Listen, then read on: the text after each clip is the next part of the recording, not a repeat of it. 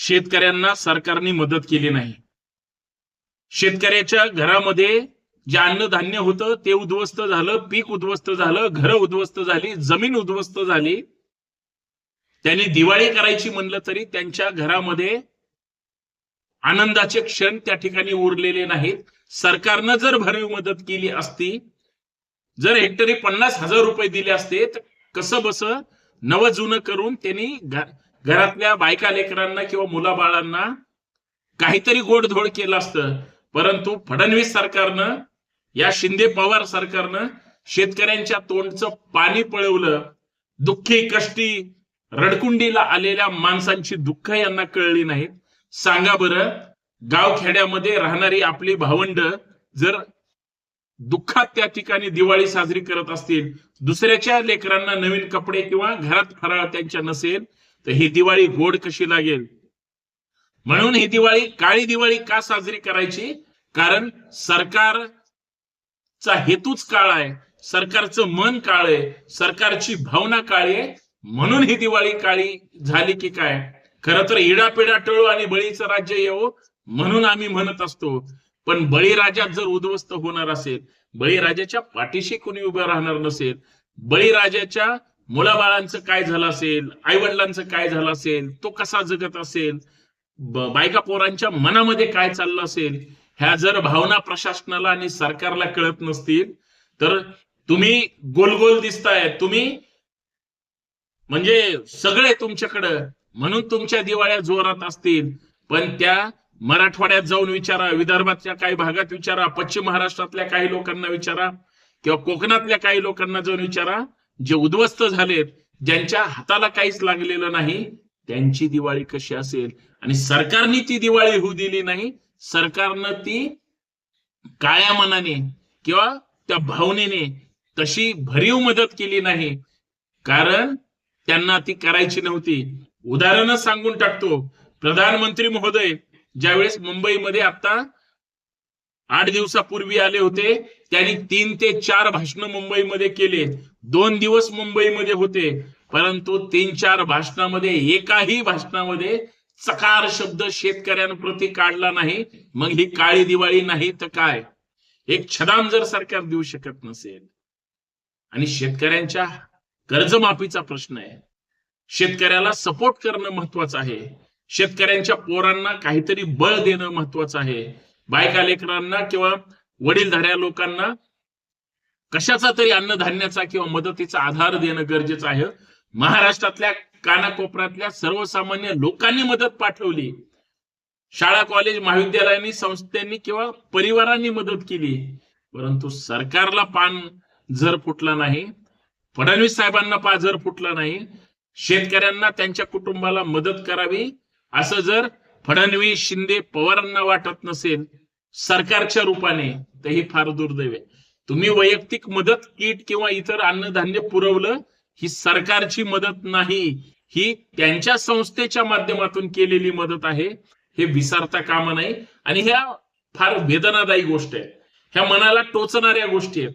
आणि सरकारनं हे जाणून दिलं की हे सर्वसामान्याचं सरकार नाही, हे गोरगरिबांचं सरकार नाही, हे कष्टकरी कामगारांचं सरकार नाही, शेतकऱ्यांचं सरकार नाही, तर हे फक्त मनुवाद्यांचं सरकार आहे, तथाकथित हिंदुत्ववाद्यांचं सरकार आहे. मला त्या हिंदुत्ववादी नेत्याला, सरकारला आणि हिंदुत्ववादी विचार सांगणाऱ्यांना विचारायचंय, तुम्ही तर छदाम मदत केली नाही शेतकऱ्याला, पण एकदा सुद्धा कुणाला वाटलं नाही हिंदुत्ववाद्यांना की शेतकरी हा जो उद्ध्वस्त झाला या अतिवृष्टीमध्ये, ओला दुष्काळ सरकारनं जाहीर केला नाही, तर या शेतकऱ्यांना मदत केली पाहिजे. मला तर त्याच्या पुढचा प्रश्न पडलाय की हिंदुत्ववाद्यांना माहितच नाही शेतकरी सुद्धा हिंदू आहे म्हणून. हिंदुत्ववाद्यांना माहितच नाही शेतकऱ्याची पोरं मुलं बाळ हे हिंदू आहेत म्हणून. म्हणजे इकडचा हिंदू उद्ध्वस्त झाला तरी हरकत नाही, पण धार्मिक द्वेषासाठी रस्त्यावरचा किंवा अजून वेगळा हिंदू ह्यांना टार्गेट करण्यासाठी जर अपेक्षित असेल आणि मग द्वेषाचं राजकारण करण्यासाठी अपेक्षित असेल, तर हे डेंजर आहे, हे मला या माध्यमातून सांगायचंय. म्हणून सर्वांना विनंती आहे, सर्वांना नमस्कार. जय जाऊ जय शिवराय. मी संतोष शिंदे. संतोष शिंदे ऑफिशियल किंवा संतोष शिंदे संभाजी ब्रिगेड बंडखोर नेता या आपल्या युट्यूब चॅनलच्या माध्यमातून समाज प्रबोधनाचं काम करत असतो. विनंती एवढीच आहे, चॅनल सबस्क्राईब करा, जास्तीत जास्त शेअर करा, नवीन असाल तर बेल आयकॉन प्रेस करा, नोटिफिकेशन ऑल ठेवा. का शेतकरी म्हणून शेतकऱ्यांच्या पोरांची कुटुंबाची दुःख तुम्हाला आम्हाला माहिती आहेत. आज सोशल मीडियावर सगळं चित्र आज सुद्धा तसंच उदासीन आहे. ज्या शेतकऱ्याची जमीन 7-8 10 नाही, एक परसभर जमिनीची माती जर वाहून गेली असेल, मुरमापर्यंत खडकापर्यंत पोहोचली असेल, त्या शेतकऱ्यांनी भविष्यात कसं उभं राहायचं?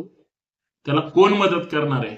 आणि मग नुसतेच राज्याला मुख्यमंत्री, उपमुख्यमंत्री, कृषी मंत्री, कृषी आयुक्त, कृषी संचालक, अख्खी सगळी महसूलची टीम काय करायची आहे?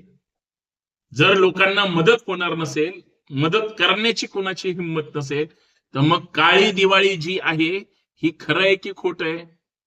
त्यांच्या आयुष्यात सोन्याचे दिवस येतील कसे? आनंद त्यांना कळणार कसा? या सगळ्या गोष्टीचा सुद्धा सारासार विचार झाला पाहिजे. आणि तो जर होणार नसेल, हे अत्यंत दुर्दैवी आहे, हे मला या ठिकाणी सांगायचं आहे. म्हणून महाराष्ट्रातले जे काही जिवंत विचारांची माणसं आहेत, जी सत्तेमध्ये नाहीत पण सत्तेच्या बाहेर राहून विरोधी पक्षाची भूमिका बजावतायत, त्या सगळ्याचं म्हणणं आहे, जर शेतकऱ्याला नाही तर कुणालाच नाही. शेतकऱ्याच्या घरात दिवाळी नाही, त्याच्या घरात दिवा पेटत नसेल, तर मग आपण सुद्धा ही दिवाळी साजरी करायची नाही. काळी दिवाळी म्हणून ह्या सगळ्या गोष्टी समजून घेतल्या पाहिजेत. मग हे जर वास्तव असेल आणि हे जर खरं असेल, तर मग प्रत्येकाने या सरकारच्या धोरणाचा काळी दिवाळी म्हणून निषेध केला तर बिघडलं कुठं?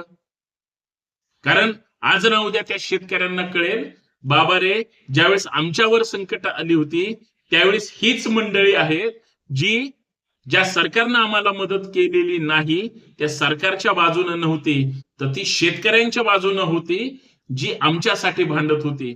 आणि हाच खरा माणुसकीचा, जिवंतपणाचा खर तर पुरावा आहे. आणि तो पुरावा जनतेसमोर मांडण्याची तुमची आमची जबाबदारी आहे. म्हणून ही दिवाळी सरकारनं काळी केलेली आहे, परंतु आपण मात्र त्यांच्या शेतकऱ्यांच्या, कष्टकऱ्यांच्या, कामगारांच्या, सर्वसामान्य माणसाच्या आयुष्यात सकारात्मक विचारांची दिवाळी मात्र त्या ठिकाणी साजरी करू. आणि त्यांना एक कसं आनंददायी किंवा कसं त्यांना चांगलं वाटेल किंवा कसं ते त्यांच्या आयुष्यामध्ये पुढे जातील याचा प्रयत्न करणं गरजेचं आहे.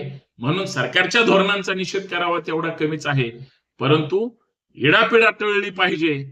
असलं सरकार सत्तेत राहिलं नाही पाहिजे. आणि बळीराजाच्या हक्काचं, सन्मानाचं आणि बळीराजाला आदर्श आदरित जीवन देणारं ते सरकार, ते राज्य आलं पाहिजे.